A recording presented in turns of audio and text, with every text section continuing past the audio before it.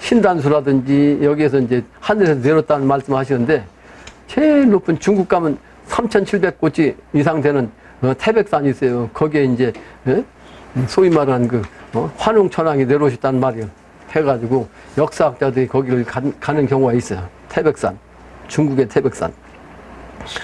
근데 거기에도 백두산처럼 아주 위에가 그런 천지도 있고 넓은 공간이 있다고 그래요. 넓은 공간이, 그게 이제 넓은 공간이보다 높은 산인데 높은 산 위에 공간이 있는 게 그게 바로 지산겸계다. 그 지산겸계가 돼야 이제 천자가 되는데 그 천자가 되면 지산겸계로서 천자가 되면 이 세상이 목적이 뭐예요? 왕의 목적. 국민을 잘 다스려서 태평성대를 이루게 하는 것이 왕의 아주 목적이라고요.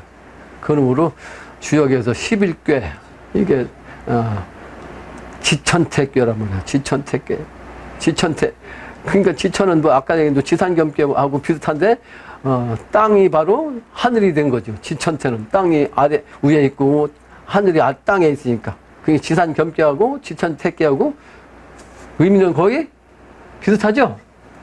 비슷한. 그래서 내가 그 두 궤를 가장 좋아한다는 말씀을 드립니다.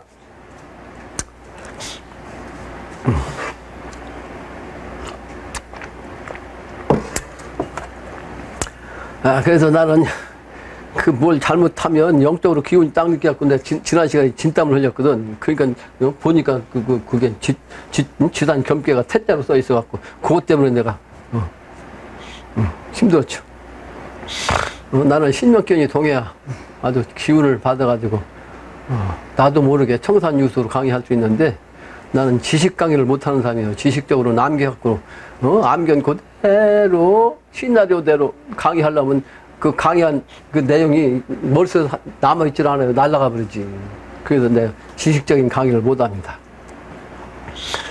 그건 내가 알았기 때문에 어릴 때부터 난 교사 노릇, 가르치는 선생 노릇은 절대로 안 는다고 그랬는데 그래도 남 앞에 서는 걸 내가 싫어하는 사람이거든. 남 앞에 나와서 이렇게 가르치는 거. 근데 야 나한테 이렇게 30여 년 동안 40년 가까이 이렇게 나와서 가르치는 입장이 될 줄은 내가 어릴 때는 몰랐어요. 근데 공부해가지고 당사주라는 게 있습니다. 옛날에 당나라 시절에 나온 사주 보는 법이 당사주예요. 그러니까 당사주 보는 건 웬만한 사람은 다 볼 수 있어. 명리를 몰라도. 그러니까 내 명리 공부하기 전에 어렸을 때 학생할 때부터 그걸 봤거든. 근데 거기에 보면요, 내 직업란에 뭐가 나왔냐면 옛날 대가 모자 쓰고 앉아가지고 가르치는 모습이야. 근데 그 가르치는 모습은 서서 하는 게 아니고 앉아서, 옛날에는 앉아서 가르쳤거든. 근데 지금은 서양식이라 서서 가르치잖아. 서서. 그러니까 팔자소관이다. 팔자소관이다. 근데 팔자소관이 훈장으로 태어났다. 훈장으로 태어났어요. 당사죄는. 그러니까 내가 그걸 안으려고 했는데 안을 수가 있냐고. 그래서 나는 그 지식적인 강의를 하려면 어눌합니다. 어눌하다는 물자가 말씀 행변에다가 안 냈잖아 하거든. 그게 말이 안으로 들어간다는 뜻이요. 그러니까 성인의 말씀은 이게 어눌하다는 얘기예요. 왜냐하면 성인의 말씀은 도의 말씀을 하는 건데 지식적인 현실적인 말씀은 안 하거든. 현실적인 말씀은. 그 현실적인 말씀을 안 하는데 이 현실적인 세상을 살다 보면 세상 사람들은 전부 다 현실적이잖아. 그 현실적인 얘기를 하려면 성인은 이 얘기 하기 싫으니까 말이 자꾸 들어가요. 그러니까 나도 똑같아. 그러니까 누구를 만나든가 속세적인 얘기를 하려면 난 말이 안 나와요. 그냥 자꾸 들어가지. 도담을 나오면 신이 기운이 들어오니까 도 리꼬 신이라고 내가 지난 시간에 강의했죠.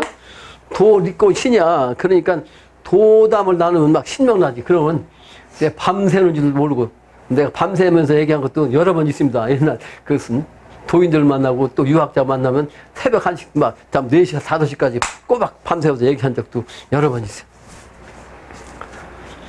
그래서 그걸 신명난다 그러고 또 말문이 열린다는 말을 하는데 이제 말문이 열린다는 말은 그 무당세계에서 하는 얘기예요. 무당세계에서 무당이 아무것도 모를 때는 아무것도 모르니까 할 얘기 없잖아. 근데 무당이 이제 그 딱 신이 딱 내리면 신이 그때부터 가르쳐 주거든. 그러니까 그때부터 말을 막 하면 그게 바로 입이 열렸다. 말문이 열렸다. 그렇게 얘기하는 거예요. 그 이해가 돼? 무슨 얘기지? 무당이 말문이 열렸다는 얘기는 신이 딱 들어오니까 신이 하는 얘기를 자기도 그냥 하는 거예요. 근데 이 무당들은 신이 내려가지고 하면 신이 얘기해주고 그대로 신을 대신해서 자기가 이제 매개차 역할하는 거예요. 신의 매개차. 신이 말을 그냥 자기도 모르게 하는 거예요. 하고 나서 신이 떠나잖아요. 그러면 자기가 무슨 말 했는지도 모른다니까. 무당. 그 나는 도의 정신을 가진 사람이라 그 도의 기운이 내려와서 도의 얘기를 쫙 하다 보면 끝났어도 그대가 오늘 이런 얘기 했는데 야 이게 참 기가 막힌 얘기를 했구나. 내가 그렇게 한다고 내가 평상시 생각 안 했는데 한 얘기가 딱 기억이 난다고요. 그게 다르다 말이야. 무당하고 도하고는.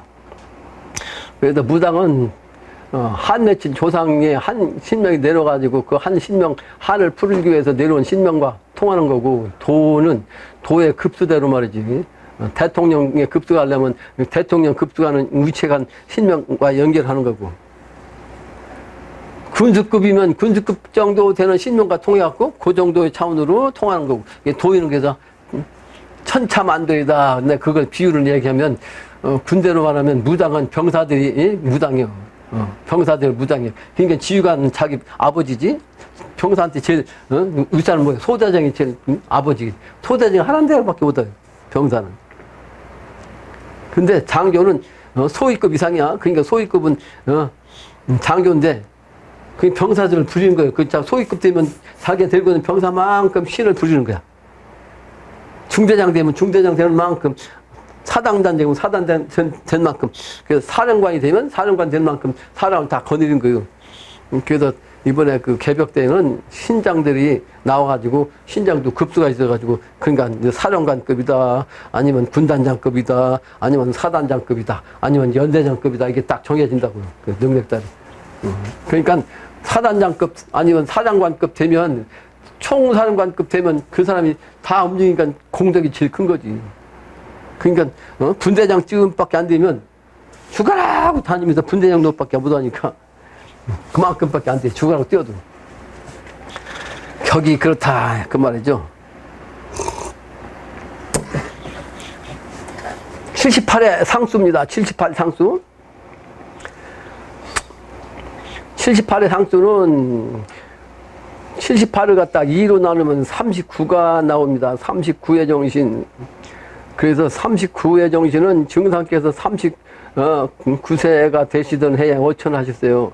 그러니까 40이 이제 되면, 공자님 말하면, 소위 말하는 뭔가를 알 정도, 가 돼야 되는데, 영신 증산상제님은 그 나이가 되기 전에 이미 하느님으로 인간 오셨기 때문에 39세에 어천하셨다.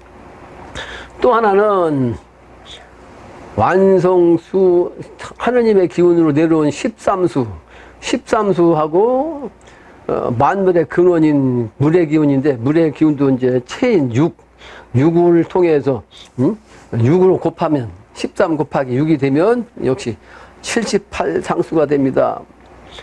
그래서 이 상수적으로는 완벽한 차원이거든. 후천세계를 상징하는 것, 그런 차원이잖아요. 그럼에도 불구하고 현실적으로는 요 상수가 길하지 않다. 왜 길하지 않느냐? 이것은 후천도수기 때문에, 선천은 삼국시대라, 삼국시대에서 적응한다니까 이것은 안 맞기 때문에 요 78의 상수는 불길한 상수로 나올 수밖에 없다. 후천도수 상수다. 후천도수 되면 이제 반대로 길한 수가 된다. 이렇게 풀이할 수가 있습니다. 그러므로 요 78 상수는 후곤격이라고 그래요. 후곤격. 뒤에 가서 힘들다, 곤란하다, 후곤격.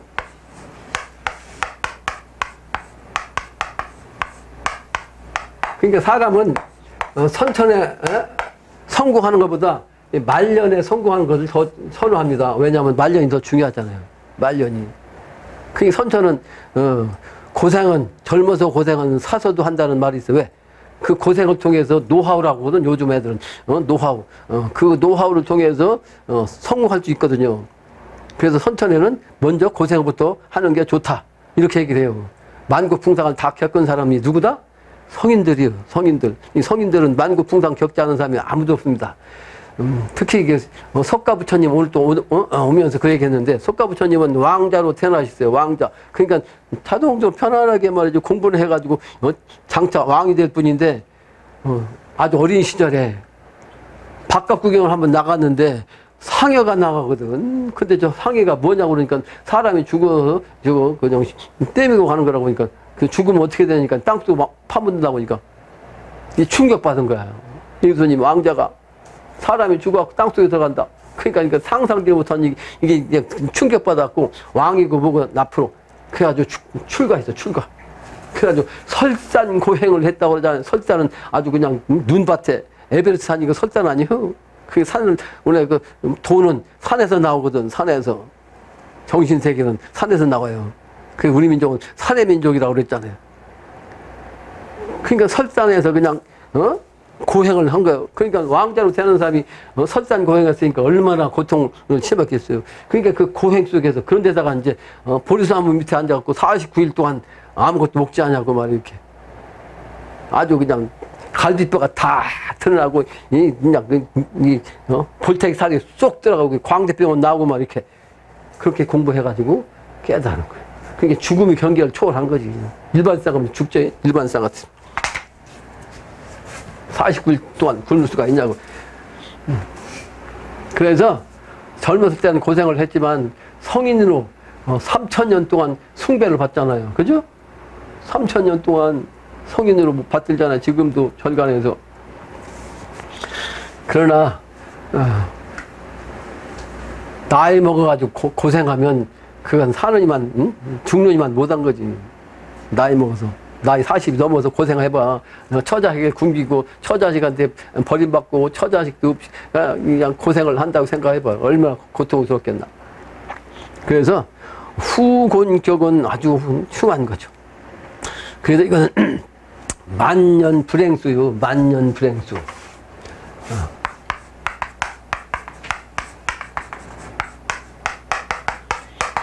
나이 먹어가지고 아주 불행한 운수란 뜻이요. 만년 불행수. 늦을 만자. 만년 불행수. 그래서 만년에 잘 사는 것이 가장 중요하다는 거죠. 그래서 이것은 공성후퇴지상이라고 해요. 공성후퇴지상. 공을 이루고 나서 후퇴하는 상이라고 해요. 공성후퇴지상.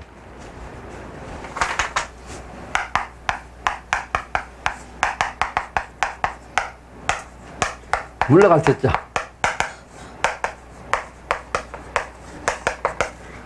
공을 이루었어. 공을 이루었는데 이게 후퇴한단 말이에요. 그러니까 공 이룬 게 아무 소용 없는 거죠. 그러니까 지금은 이때는 뭐라고 했어? 개벽시대요, 해원시대요, 성공시대다. 그걸 내가 몇 번 썼죠? 이게 증산 말씀이셔요. 증산 말씀. 선천은 개벽시대요. 바뀌는 거이 세상이. 새로운 세상으로. 근데 개벽되다니까 뭐요? 해원부터 시키는 게 해원. 해원시대라고. 그래서 해원시대야, 지금. 근데 이제 때가 되면 해원 되면 이건 성공이야. 근데 이게 해원이 문제야, 해원이. 해원도 음양으로, 악으로서 해원하느냐, 아니면 선으로서 해원하느냐, 이게 두 가지가 있어요. 그러니까 지금 잘 먹고 잘 나간 사람은, 그 부귀자, 정치인들, 아니면 갑부들, 재벌들, 이런 사람들은 지금 악으로서 해원하는 거예요. 왜? 선천은 상극시대니까 상극적인 차원으로 극해갖고, 남들 그냥, 못되게 하고 내가 잘 되고 하는, 요게 상극이거든. 그러니까 요걸 지금 해원하는 거예요. 근데 여기에 덧붙어가지고 전날에 아주 고생했던 그 신들까지 해원해. 그 중에 한 사람이 거지요, 거지. 옛날 거지들은 머리도 못 깎고 말이죠. 그냥 옷도 못 입고 그냥 찢어진 바지 입고 그냥 그러고도 다니잖아. 근데 그게 좀 요즘 어떻게 돼? 여자들이 그냥 거지 카트 머리야. 거지 카트. 아무렇게 깡을 갖다 거지 카트라고 그래요? 이름도 거지 카트예요, 그게. 아무렇게 깡을 그렇게. 그런데다가 바지 따지고 엉덩이도 째지갖고 그냥 다니는 거예요. 아주 아리따운 처녀가 말이요. 한참 멋들이가 이쁘게 하고 다닐 판인데 다 찢어진 청바지 입고 다닌다고? 근데 한동안 그게 엉덩이 살이 보여야 더 매력적이라네. 야, 나 그 얘기 듣고 깜짝 놀랐어요. 근데 그 얘기도 이게 몇십 년 전이야? 한 20년 전. 그 해운도 써요. 거지 해운. 근데 그 얘기 다 써놨거든. 그거 나 보면 다 그냥 그게 나오니까. 그런 거 다 집어갖고 내가 글 쓴 거 아니에요? 그게 거지 해운. 요건 악의 해운이고. 그게 그런 해운도 이제, 악은 먼저 하는 거예요. 먼저. 근데 선은 뒤에 하는 거야. 뒤에. 그러니까, 뒤에 하는 선은, 선처는 악의 세상에서 해운을 못하니까, 이 악의 세상에서 도인은 또는 군자는 이 세상에서 고생스럽겠어요? 아니면 행복하겠어요? 고생스러운 게지, 그죠? 그러니까 고생스러워. 지금 고생스러워. 그 선군 후퇴가, 후퇴가 돼야지. 선군 후퇴, 이게 반대로. 선에는 곤란해도, 뒤에는 아주 그냥 태평한 거, 후퇴. 여기는 선군 후퇴야. 그러니까 먼저는 아주 힘들지만 나중에는 아주 기막힌 미래 세계를 가는 거예요. 근데 여기가 바로 이제 마지막으로 후천 세계에 가서 해운한도 쓰요. 여기로 가야 된다. 여기로 가면 안 된다. 선천에 잘 먹고 잘 사는 집을 가면 안 된다. 그러므로 모구당으로 와서 공부하는 사람들은요, 아주 잘 먹고 잘 사는 여기 오질 않아요. 그 사람들은 나보고 뭐라고, 저 새끼 비용신이야, 저기 또라이야, 저 미친놈이야, 나보고 그렇게 얘기하지. 응? 헛술하는 놈이야. 그래. 그래서 영신당 주님도 대광대추라고 했어. 대광대추. 성인이 깨닫고 보니까 1000년 전이나 2000년 전이나 부처님이 깨달은 거나 예수님이 깨달은 거나 공자님이 깨달은 것은 똑같아요. 근데 깨닫는 그 차원에서 영적인 차원을 보면 십자가의 차원이기 때문에 시간과 공간이 하나이기 때문에 요 자리 가면 1000년 뒤나 3000년 뒤나 지금 현재하고 똑같이 느껴지는 거예요. 시국이 초월하기 때문에. 3000년 전에 석가 부처님이 깨닫고 나니까 3000년 후면 말세가 되니까 사람이 다 죽어 넘어가니까, 그러니까 법방을 되는 거 아니에요. 그래서 3000년 전분이나 지금에 깨달은 거나 똑같습니다. 느낌이. 그러니까 2000년에 깨달은 예수님은 보려. 급하다. 그렇죠? 성경에 그렇게 나오잖아요. 급하다.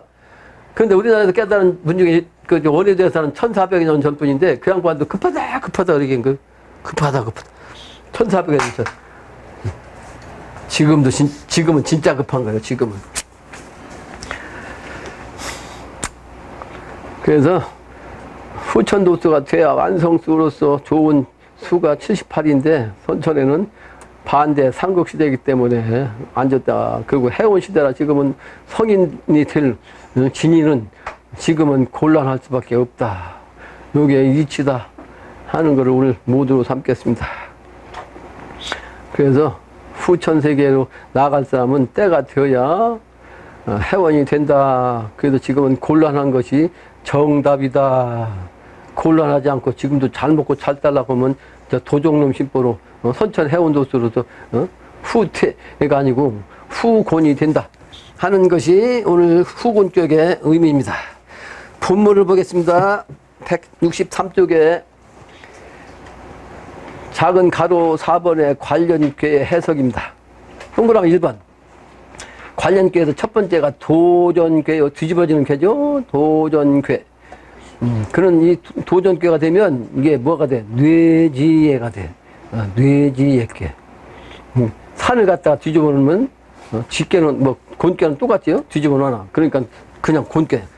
뇌지예가 되는데 장남이 위로 가고 어머니가 땅에 있어. 그러면 어머니를 장남이 딱 이제 의지해가지고 있는 거예요. 그러면 예괴가 된다. 예라는 것은 미리의 자요. 미리의 자. 그러니까 장남이 하나님 아버지를 대신해서 미리 나와가지고 세상을 얘기하는 거, 이게 바로 예요. 그러니까 옛날 그 3000년 전에 석가 부처님의 말씀이나 2500년 전에 공자님의 말씀이나 2000년 전에 예수님의 말씀이나 또는 1400여 년 전에 원효대사가 한 말씀이나 이게 전부 다 예요. 앞으로 이렇게 되니까 이렇게 되는 이 세상을 나아가기 위해서는 이렇게 해야 된다라고 가르치는 거, 그게 바로 예라고. 예언, 미리의 자. 그러니까 지금은 먼저 때가 되기 전에 장남이 나와서 이렇게 되는 이 세상이 돌아오니까 이렇게 해야 된다. 이렇게 가르치는 것이 예계라. 근데 그 예계가 바로 이제 겸으로, 겸손하게 행동한다면 미래의 일을 아주 그냥 예정해서 지을 수가 있는 거죠. 그래서 겸은 미래의 복덕을 미리 준비한다는 뜻이다. 네, 그렇게 풀이를 했습니다. 동그라미 2번은 배합계인데, 배합계는 합해, 이게 이제,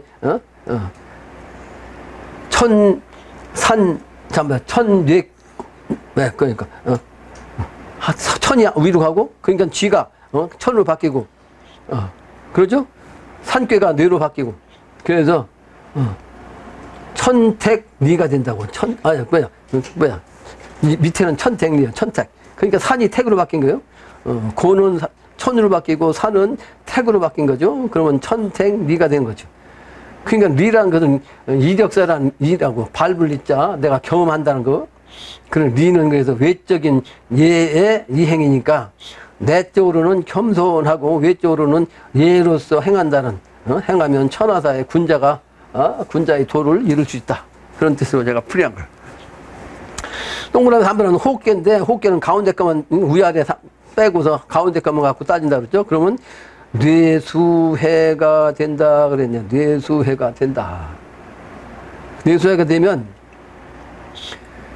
해원한다, 해방한다, 해빙된다, 해소한다, 해탈한다, 해명한다, 또는 해설한다, 해석한다, 또 해독한다, 뭐 이런 뜻의 해다 말이에요. 그래서 이번에 선천에 빙하기 때가 이제 반쯤 녹아갖고 이제 간빙인데, 간빙이기 때문에 지금 저 북극지방 또는 높은 산 이런 데는 빙하로 지금 이루어졌는데 요게 다 녹아야 후천도수 되잖아요. 그러다 보니까 그 영향이 이제 후천도수 이 징조가 날씨가 따뜻해지는 바람에 남극도 북극도 산 높은 고산지대 이 빙하도 지금 녹아내리고 있잖아요. 그러니까 기상학자들이 지금 큰일이다 라고 얘기하죠. 왜냐, 이 지상에 1.5도만 기온이 상승해도 이 지상이 아주 그냥 확 바뀐다는 거예요. 그러면 거기에 적응했던 모든 인간이라든지 동물이라든지 식물들이 이제 문제를 일으키는 거죠. 어차피 천지가 이번에 바퀴가 된다. 근데 그때가 되기 전에 이미 천지가 뒤집어진다. 그것이 개벽이다 하는 거죠. 그래서 겸손한 사람에게 반드시 해탈, 인간의 목적은 공부의 목적, 독공부의 목적은 해탈이거든요. 불교로 말하면. 그래서 영원히 인간으로서 내려와서 고행하는 이게 없어지고 말이죠. 영원히 그냥 평화롭게 극락의 세계에서 사는 거, 이걸 해탈이라고 그래요. 동그라미 4번은 착종계는 산지박계가, 산지박계. 여기 오늘 뭐예요? 강의할 게 뭐예요? 15개?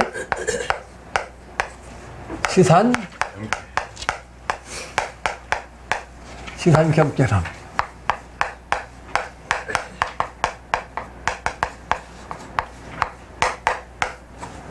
근데 요게 뒤로 올라가고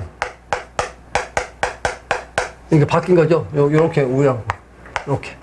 그러면 이게 산지 바퀴가 된 거예요. 산지 바퀴.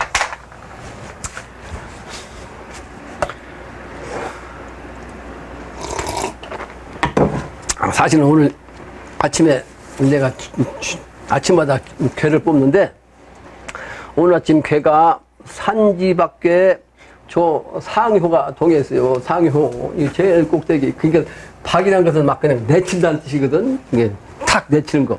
그 왜 내치냐면 선천의 난법 세상이 전부 다 음이 악이거든. 악들이 그냥 쭉 있어가지고 나머지 선 하나를 갖다가 그냥 내치는 거예요. 이 선 하나. 마지막 남은 선까지도 딱 내치는 거예요. 그러니까 지금 이 난세가 악법이 그냥 여기까지 꽉 찼어. 모가지까지. 근데 마지막 하나 남은 요거까지는 내치려고 한다고. 그러니까 요 내치려고 하는 요 마지막 이 성인의 기운을 가진 사람이 세상을 향해서 막 이렇게 얘기하면 선천에는 어떻게 했어요?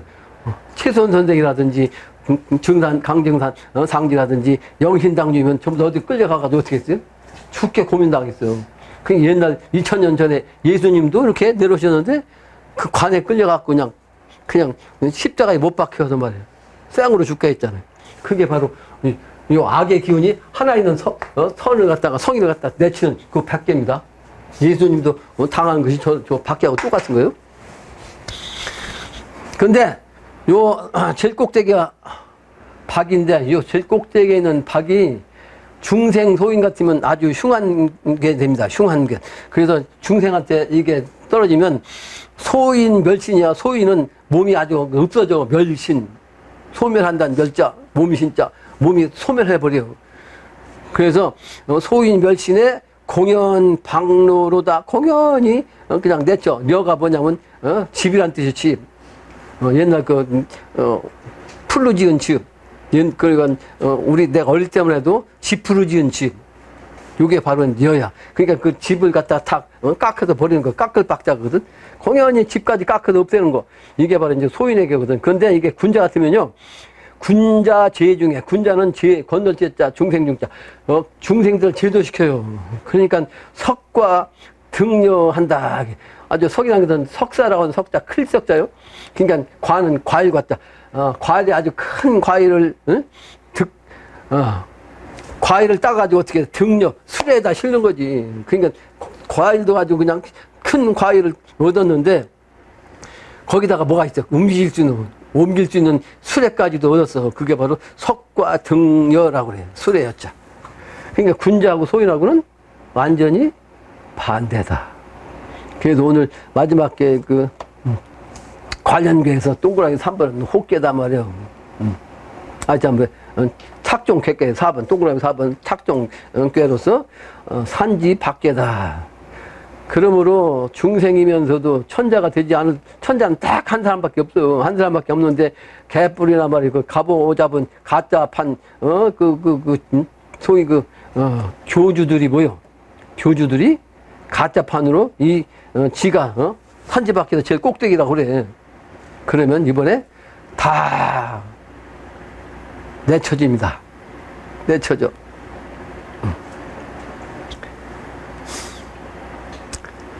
그래서 잘난 척하는 교만한 교주들 이런 사람들은 아주 그냥 아주 혹독하게 추운 기운 또는 강풍 아니면 또는 여름에 가지고 그냥 요즘 말하면 아주 폭서 또는 비가 와도 폭우 등으로 깎여가지고 만고풍상을 다 겪고 난 다음에 사라지는 거예요. 그래서 겸손하게 해야 되는 것이 참으로 중요하다. 그래서 모든 악이 주관하는 이때는 거기 나서면 안 되는 거죠. 그게 바로 이제 홍수를 말하면 홍수 나가고 다 쓸려가는데 거기에 똑같이 쓸려가면 안 된다. 그때는 이게 밖으로 혼자라도 나와야 된다.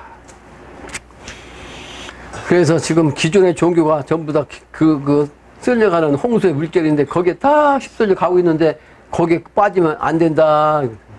그래서 내가 그런 글도 쓴 적이 있습니다. 이 단에서 빠져나오라. 단은 뭐요? 종교도 단이죠. 이걸 종단이라고 그래요. 종단. 단체예요. 단체. 종단. 종교단체. 그러니까 단자는 또다 하나의 울타리예요. 울타리 안에다가 오로지 전자가 그러니까 쓴 것이 이게 오로지 전자예요. 오로지 전자. 그러니까 오로지 구속된 그 단체 안에서 꼼짝을 못하는 것이 이 단이요. 그러니까 나라를 말하는 북한 공산당도 나라 국자 안에다가 오로지 김정은, 김일성 기원한테 묶여서 꼼짝을 못하는 게 이게 단이요. 그 종단에서도 마찬가지예요. 종단에 가면 불교는 불교만 믿다고 그대로 따라가기만 해도 꼼짝도 못하고. 그러니까 불교를 갖다 깊이 빠져 있으면요 나한테 공부도 합니다. 나한테 오지도 못해요. 우리 스님도 거기에 그냥 깊이 빠져 있지 않고 뭐가 잘못됐다고 느끼니까 스승 찾아 다녔다가 여기 온 거지. 그게 옳다고 생각하고 있으면 올 리가 없죠. 그 안에만 있는 거지. 그게 다녀. 이걸 깨야 돼. 이거 깨는 것을 뭐라고 한다? 개벽이라고 그래. 다 깨버리는 거. 깨버리는 거.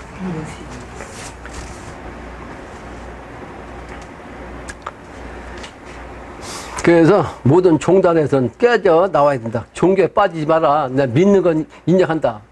왜? 성인들이기 때문에 예수님, 공자님, 석가부처님 다 성인이요. 근데 그분들이 경지까지 가서 그분들의 경지 차원으로 신앙을 하면 맞아요. 그래서 그 말씀을 제대로 해석하면 내가 해석하는 걸 똑같이 공감을 한다고.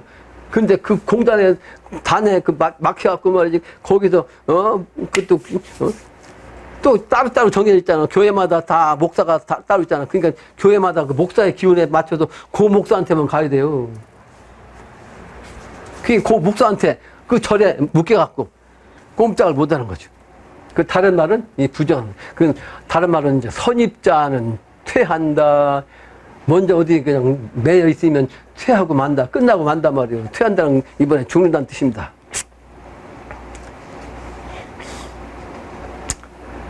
그러므로 자기 잘난 척 하면 안 된다. 그리고 자기 잘난 멋으로 자기 위주에 살면 안 된다. 그게 바로 소인배다. 그래서 이 겸죄를 통해서 수양이 되어야겠다. 그게 겸손해야 된다. 자기 자신을 낮춰야 된다. 자기 장식을, 자기 주장을 내려놔야 된다. 자기 주장이 강하면 남의 말을 절대로 안 듣는 것이죠. 그래서 수도를 해야 된다. 천명을 또 알아야 된다. 수도를 통해서 지금 당장 내가 무엇을 해야 할지 지금은 어느 때인지 아는 거, 이게 천명이에요. 그 천명을 우선 아는 것이 중요하고, 그래서 예컨대 우리 구도전에 보면 3편 205장 신도전이네. 신도전 205장을 보면 347쪽에 뭐가 나냐면 오손의기 진주공사가 있어요. 오손의기 진주공사. 이번에 바둑판 도수에 의해서, 바둑판 도수라는 것은 신선세계예요. 신선세계 도수로서 천지공사 보신 그 진주공사예요. 참주인 공사. 내가 보면 문공신을 내세워가지고 금천냥을 대게 했어. 금천냥. 금천냥을 대게 해서 진주로 삼았으니 공이라는 것은 문공신의 이름자예요. 공자. 그 공은 태공이라는 뜻이란 말이에요. 그 태공으로 인언화하여. 그러니까 인언화하는 것은 믿음이죠. 사람의 말씀을 되게 한단 말이에요. 이게 그 공사예요. 그리고 이루어짐을 감추어 알렸다. 근데 여기에서 공사 보는 때 말이죠. 증인으로서 제자 신도 20여 명을 방 안에 앉히신 까닭이 있어요. 그걸 잘 해석해 봐야 한다. 나한테 지금 20여 명 안 돼, 이거. 20여 명. 여기 앉은 인원 20여 명밖에 안 된다니까? 30년 전이나 지금이나 그 비슷해. 30년 전이었는데 우리 애들 다 앉았었거든? 우리 애들만 해도, 한번 8명이잖아. 8명 앉고 나머지 몇 명은 더 앉으면, 20명이거든.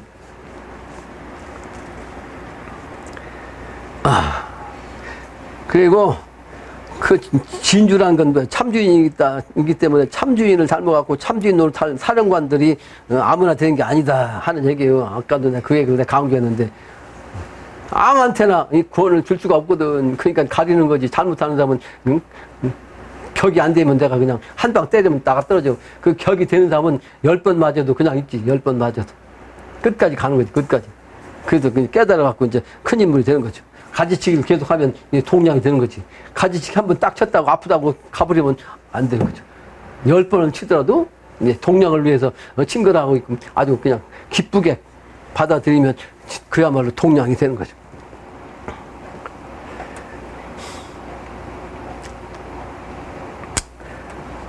다음 장입니다. 다음 장.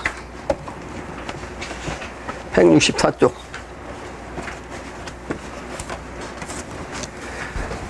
겸괴에서 해석하면 이게 본문 대성계입니다. 지산 겸괴 대성계의 첫 번째 문장은 동그라미 1번 겸은 형하니 군자의 유종이니라. 이 겸이라고 하는 것은 아주 형통한 것인데 군자가 아주 끝맺는 거예요. 끝맺는 거예요. 그러니까 결국은 뭐요? 아까도 여러 번 강의했지만 하나님을 대신해서 딱 한 사람 천자가 나와가지고 그 천자를 통해서 이 선천을 갖다가 종교를 짓고 새로운 세상을 짓는다는 뜻입니다. 이게 겸괴가 그렇게 중요한 괴죠. 중요한 괴요. 그게 유종이에요, 유종. 끝을 맺게 하나님이 있다, 있을 유자. 그래서 군자 유종이라고 하는 말은 군자가 종말을 짓는다는 뜻이라고.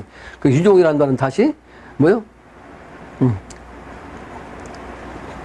끝난다는 말, 또 끝낸다, 끝이라고는 종, 이것을 뜻한다고.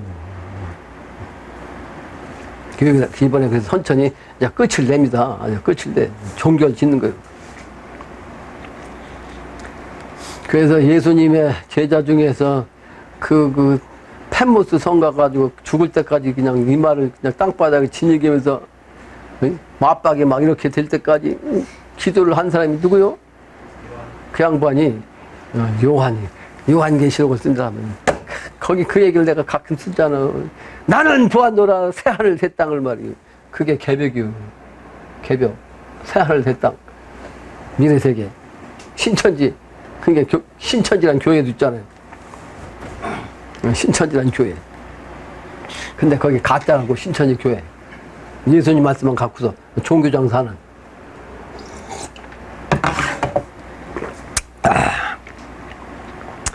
동그라미 2번은 단활 겸 형연 천도의 하재의 광명하고 곤도의 상행이라. 경영이라고 하는 것은 겸형이죠. 겸형. 아주 겸손하게 형통하다는 뜻은 하늘의 도가 아래에서 또 천하 중생을 제도해가지고, 그러니까 이게 천하 중생은 아래에 있는 중생들 아니요? 아래에 있는 천하 중생을 제도해서 광명케 한다는 뜻이에요. 하자라는 것은 아래 왔다 제도, 아래 사람들 중생을 갖다가 제도해가지고 아주 광명한 미래세계. 새하늘 새 땅 아주 광명천지 미래세계를 광명케 하고, 곤도 지상이란 말이에요. 그 지상에서 도로서 지상에서 도로서 아주 최상의 상행이라는 것은 제일 높은 행동이잖아. 높은 크게. 그래서 최상의 권을 행함을 뜻한다. 그래서 상행이란 말은 주역에서 주역을 물으면 안 돼. 아까 요걸 얘기했는데 궁도수에서 장녀 후천세계는 땅이 지상세계라고 했죠. 이 손이 장녀야. 그러니까 실제는 장녀가 후천세계는 주인이야. 그러니까 방으로 말하는 게 안방이거든. 제일 가운데 중궁, 중자리. 이 중궁에 요 손이 딱 들어가면, 요 손이 딱 들어가면 이게 바로 후천세계를 상징합니다. 구궁도수에서. 그러면 이게 뭐야? 손은 장녀인데 손은 이별아. 그래서 손이 바로 여기 들어갔단 말이야. 안으로 들어갔어요. 손이 이별아. 그러면 어떻게 돼? 행권이다. 그랬어요. 근데 이게 몇 번 썼어요? 행권. 행권. 행권이 권한, 이 권을 행한단 말이에요. 이 권을. 이 권이란 천지 조화의 뜻이에요. 천지 조화. 조화의 권. 그걸 여기서, 한마디로 뭐라고 했어? 상행이라고 했어. 상행. 근데 이걸 이렇게 해석한 사람이 있나요? 아무도 없지. 후천세계를 모르는데 알 수가 없지. 그 주역은 이걸 모르기 때문에 해석할 수 없죠. 주역이 중자리에 손개가 들어가는 거. 그래서 계룡산이라는 개가 바로 손이라고, 손. 그래서 신도안이 바로 개가 장녀를 뜻하고 룡은 장남을 뜻한다. 장남, 장녀가 이 안으로 들어오니까 천자가 앞으로 들어오는 걸 뜻합니다. 그 계룡이에요, 계룡. 주역을 모르면 정도령 이치를 알 수가 없어요. 성씨 정도령이 아니고 발을정자 정도령.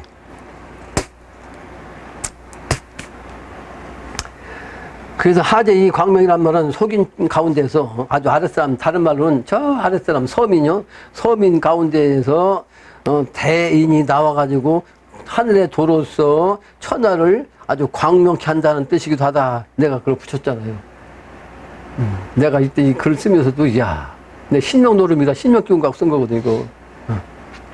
지금 봐도 10여 년 전에 쓴 글인데, 내가 쓴 글인데, 아주 정확한 하늘의 계시의 말씀입니다.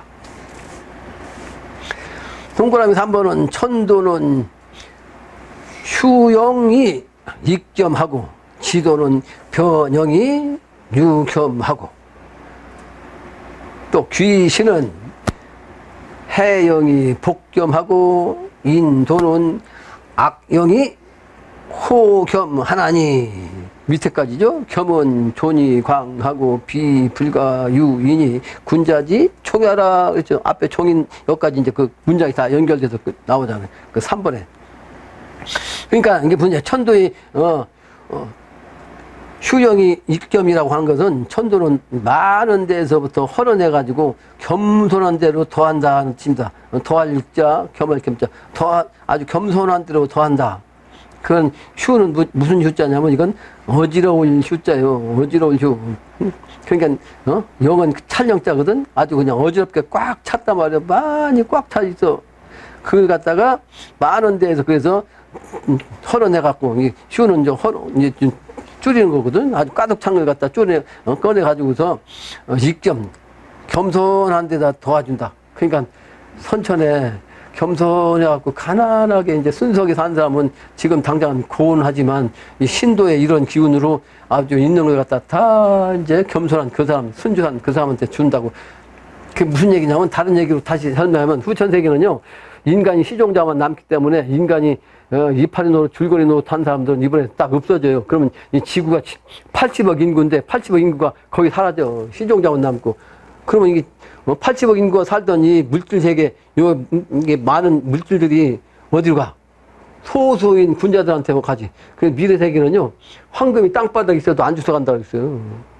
황금이 땅바닥에서 주워갈 필요 없어. 왜? 아주 풍족하게 사는데 그 주술 필요가 없는 거지. 이해가 돼? 무슨 얘기인지? 그러니까 이걸 주역의 이치로만 생각하면 이해가 잘 안 되지. 현실sek으로만 생각하면, 선실적으로 이게 풀이하면 이해가 안 돼. 후천세계로 생각하면, 그렇겠구나. 그 미래세계는 그런 데다가 인간이, 모든 걸, 이상세계, 이상향이 차원, 이치에, 생각하는 것 이치에만 맞으면 다 만들어지니까, 그러니까 풍족하고 그걸 갖다가 대박이라고 했더니 대박? 흥부가 아주 착한 사람 아니요? 형한테 뺨때기 맞으면, 형수한테 뺨때기 맞으면서도 그냥 순종한. 그래가지고, 박타니까 어떻게 돼? 박토가 있어. 그냥 이것도 나오고, 저것도 나오고. 그 미래세계는 인간이 조화를 부려갖고 모든 쓰고 싶은 걸 다 만든다는 그 뜻이에요. 그게 대박이란 뜻이. 그 박근혜 대통령이 대박 얘기했거든? 아이고야, 저 양반이 박가라고 대박 얘기 나오네? 내가 그랬다, 그때서. 대통령이 제일 먼저 얘기한 것은 박근혜 대통령이 대박 얘기했어요. 그전에 그런 얘기 안 했다고. 그러니까 박가가 나와서 미리 얘기네. 그러니까 진짜 박가가 나와서 후천도서 나오는데 선 박가가 나와서 먼저 얘기한 거예요. 선박. 모든 것은 체화용이라 같이 있어야지.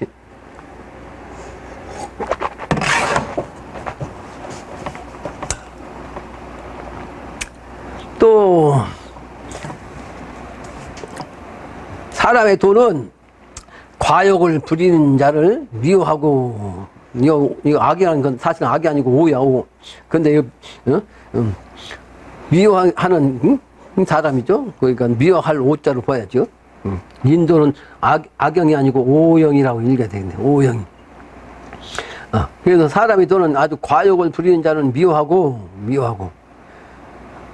악하게 그냥 채우는 걸 갖다가 이제 오용이라는 거죠. 악하게 채운 거니까 미워할 수밖에 없지. 그 다음에 호겸, 아주 겸손한 것을 좋아한단 말이에요. 좋아를 호자, 좋아하나니.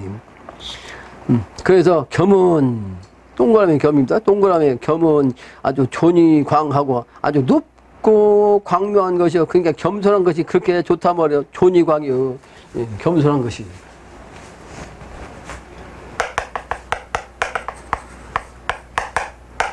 높으면서도, 높으면서 아주 빛이 난다고.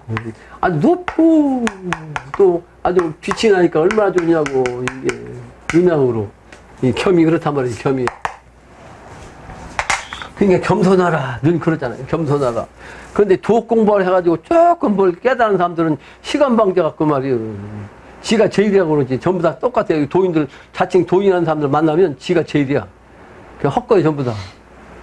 자칭 도인하는 사람들한테 가면 이제 헛겁니다. 난 지금 내 스스로를 내 도인이라고 하잖아요. 난 지금 누가 얘기하면 수도인이다. 수도인.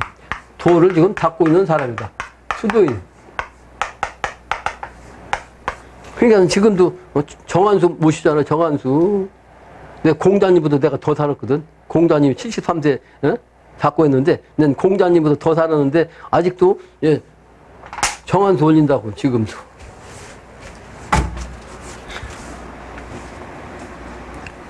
겸손해야 된다. 그 지산겸죄가 그렇게 중요하다. 내가 제일 좋아하는 괴가 지산겸죄라는 거. 그러니까 군자가 될수록 겸손한 거고, 장차에 천자가 되면 대통령이라고 그만 떨고 하는 게 아니고 아주 겸손하다 이 말이에요. 겸손하다.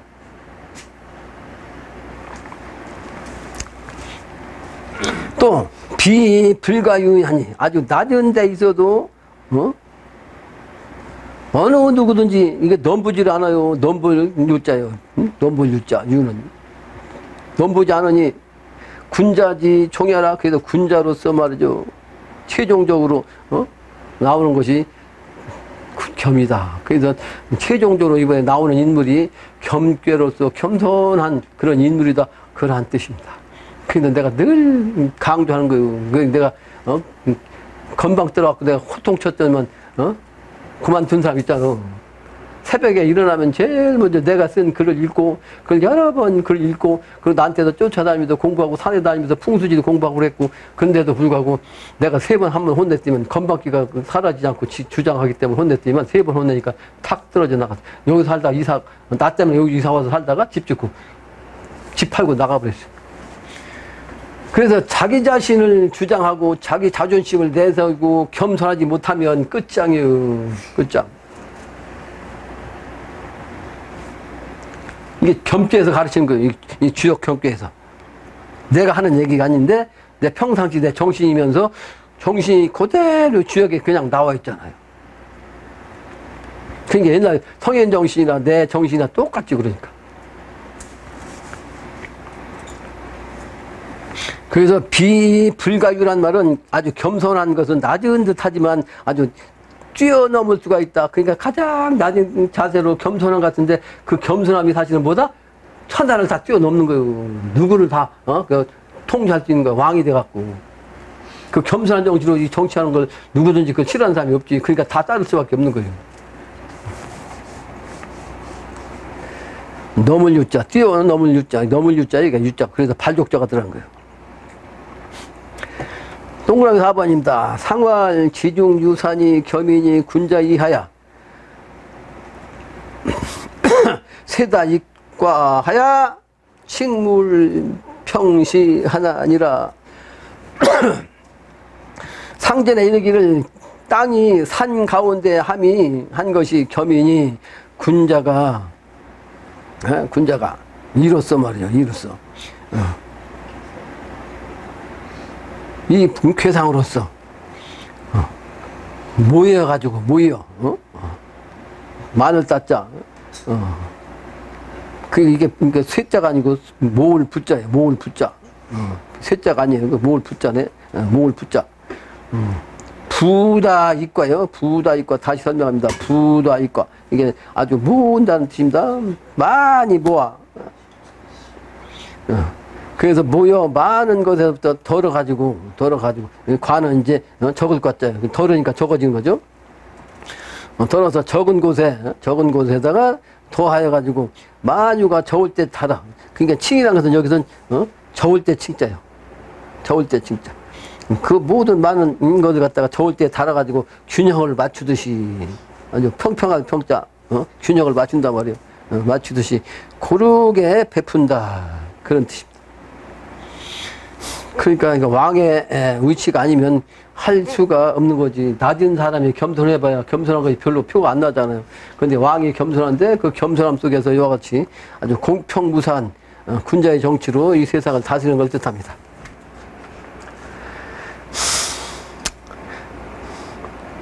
그래서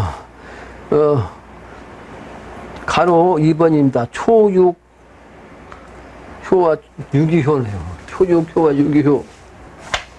지산겸께 초유 이렇게 초유가 동하면 이것은 겸겸군 이다 말이요. 겸겸군자. 그러니까 겸겸군자라는 것은 겸손함이 또 겸손한 거 아니에요. 아주 겸손함으로부터 겸손한 군자이니 용섭 대천이라도 길하니라. 큰 데를 건너므로써 용삼이라 아주 길하다. 여기가 이제 대천이라는 말이 나오는데 용섭 대천이야. 섭자가 건널 섭자예요. 그러니까 아주 겸손하고 겸손한 대로 해서 중생들을 갖다가 차 안에서 피아니 세계로 건너가게 하는 거 이건 쓴단 말이에요. 그 쓸 용자 아니에요. 근데 이걸 뭘 쓰겠어요? 쓸 용자 쓴 이유가 있죠. 해인 임패를 쓴 거예요. 해인 임패. 용사, 해인 임패를 쓰는 거야. 그러니까 이건 초구니까 해인 임패를 가진 실제 일꾼 된 사람들이 다니면서 사람들 살려갖고 건너가게 하는 거예요. 대천. 그래서 그 불교에서는 차 안에서 피 안으로 건너간다 그런 거예요. 2차자요, 2차자. 2차. 또는 안은 부두한자, 부두한자. 언덕한자. 그러니까 강 안쪽이라는 뜻이요. 강 안쪽이 강 요게 부두야. 요게 부두. 그 강이 있어. 그러니까 차 안은 요쪽 세계를 현실 세계, 현재. 현실 세계 부두야. 근데 여기는 피 아니야, 피 안. 저 피자. 건너편에 부두. 그러니까 요 현재 그 차 안의 부두에서 미래 세계 건너편으로 이렇게 건너가는 거. 이게 바로 이게 경계가 이 경계선이 뭐다? 개벽의 시간대요. 다른 말로는 신의 심판이에요. 신의 심판. 신의 심판을 반드시 받아야 넘어갑니다. 그래서 겸손과 겸손, 그러므로 기독교의 예수님 말씀이나 증상께서 하신 말씀이나 똑같이 요 차 안에서 피안을 건너가기는 일꾼, 사람 살리는 일꾼, 인패를 가지고 사람 살리는 일꾼을 뭐라고 했다? 기독교에서는 사역자라고 했고, 증상께서는 우리말로 일꾼이라고 했어요. 일꾼. 그러니까 일꾼이니까 사람 살리는 권을 갖고 있어도 일꾼으로 돼야지 건방지면 돼야 안 돼요. 그 일꾼이니까 시체를 밟고 넘고 다니면서 그냥 사람 찾아갖고 살릴 사람 찾아가지고 살리는 거, 이게 겸겸이에요. 네? 겸손하고 또 겸손하고, 내가 이게 하나님의 사역자인데 건방지가 이놈들 살릴까 말까, 이 정도 갖고 있으면 돼야 안 돼요. 안 되죠. 겸손이 또 겸손해갖고, 나 어떻게 하면 사람을 다 살릴까, 그냥 죽은 사람 다 택시하고 다 살려. 이게 겸겸이라고. 겸겸.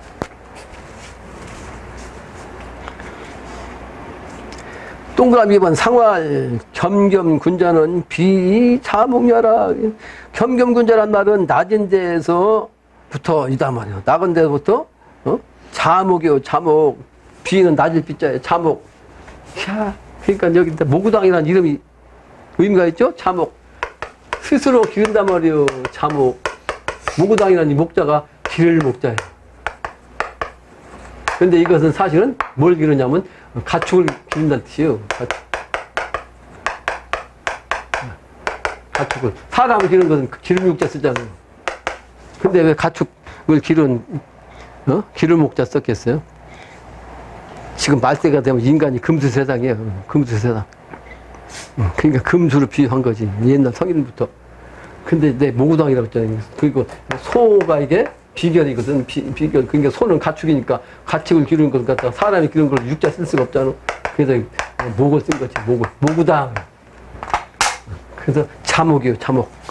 그러니까 여러분들이 여기서 스스로 기르는 역할을 해야 된다. 나는 길 안 내는 사람이지, 내가 여러분들한테 그 돌을 먹일 수가 없어요. 돌을 먹이는 것은 먹이는 것이 아니고 여러분들이 스스로 찾아서 먹어야 돼. 근데 나는 길 안 내는 데서 돌을 먹게끔 요게 이제 길 안 내서 돌을 여러분들한테 주고 있는 거지. 그럼 여러분들이 받아들이지 않으면 소용없는 거예요. 그래서 자목이에요. 자목. 주역 이치가 이런 이치인데, 요 이치를 제대로 설명할 수가 있냐.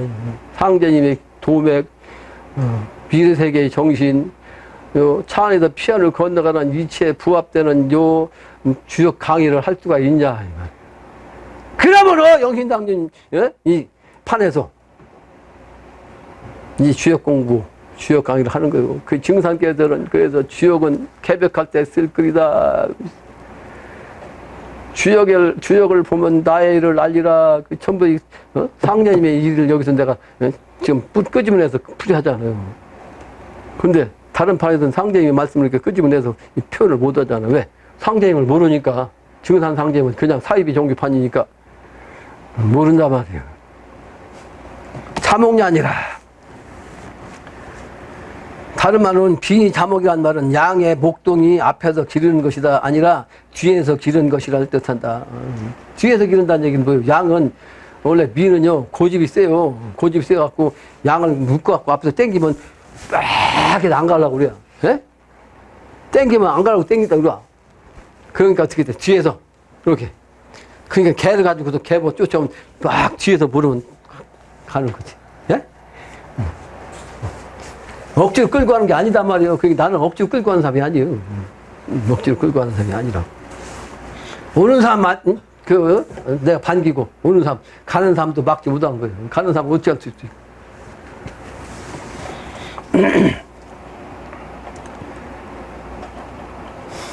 그래서, 비자목이라는 말은 비는 낮을 비자거든요. 자기 자신을 낮추는 거예요. 낮게 하는 거. 옛날엔, 집이 하늘은 높고 땅을 낮다 해갖고 그걸 갖다 남자는 하늘이고 여자는 땅이니까 남존여비라고 썼거든.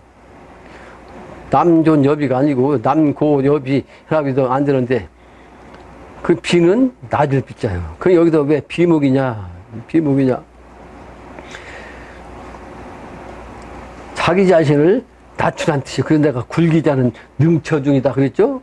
굴기자는 능처중이 내가 좋아하는 글귀 하나예요. 이게 굴기자는 능처중이야. 자기 자신을 굽히는 거 굽힐 글자 몸기자. 이 몸은 자기라고 했죠 아까? 굴기자.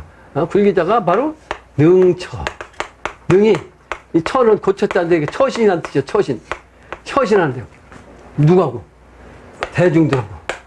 모든 사람과 다 처신을 잘 한단 말이에요. 능이. 그러니까 자기를 갖다 낮춰야 세상 사람들 다 끌어서 내 마음대로 할 수 있다는 뜻입니다. 근데 반대로 남을 이기기를 좋아하는 자, 호승자. 승자.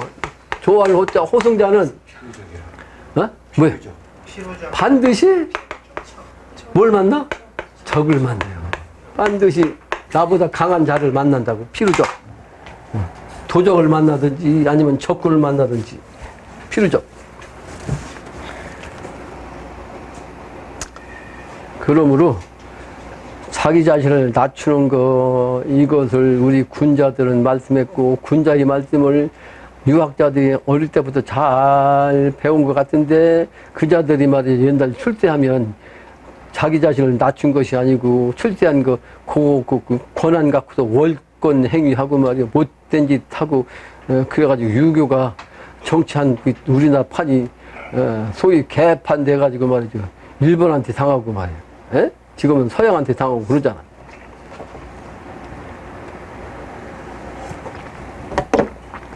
공부를 잘못해가지고 깨닫지 못하고 지식적으로 알면 소용없다는 거지.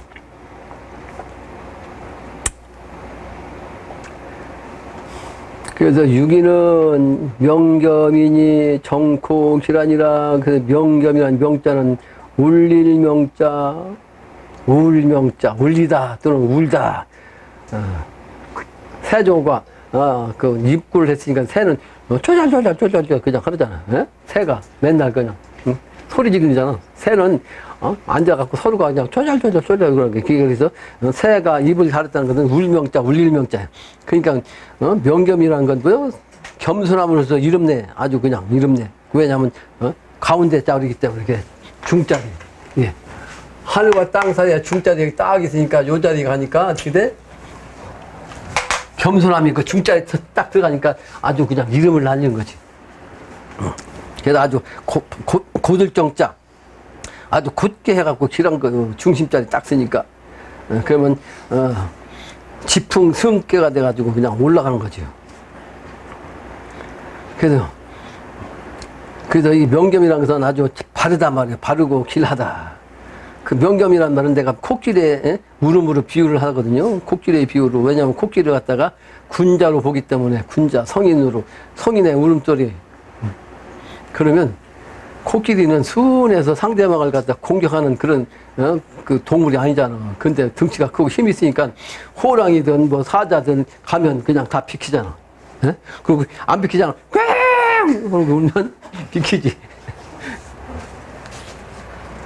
군자의 정신이요. 군자의 정신. 사납지 않아도 겸손해도 상대를 그냥 해코지 하려는 마음이 전혀 없어. 코끼리는 그러니까 그 뭐 옆에 그 뭐 쥐새끼가 있든 아니면 뭐 닭이 있든 아니면 뭐 토끼가 있든 아니면 말이 있든 그냥 관계없고 그냥 가잖아. 그냥 아주. 근데 호랑이 그 사자가 옆에서 얼쩡거리면 에 하면 그냥 피하지. 안 피할 수 있냐고. 그게 바로 명겸이다. 그래서 내가 호랑, 그 사자의 울음소리로 비교를 한 거다. 동그라미 4번입니다. 상활, 명겸, 정길은 중심 득이라 아까 얘기했죠? 가운데 그냥 그 니효 중심자리 학교 아래 가운데. 그래서 중용의 도를 얻은 거예요. 중심자리 잡는 게 참으로 중요하다. 오늘 내가 중심이라는 글 갖고 그 밴드글 썼죠? 그래서 명겸이라는 것은 어떤 어려움, 억울함, 분함, 고난, 아픔 그런 속에서도 아주 겸손함을 느낀다, 뜻한다. 그 중심득이란 말은 뭐예요? 천지인의 중도의 그 마음을 가졌다는 뜻이다.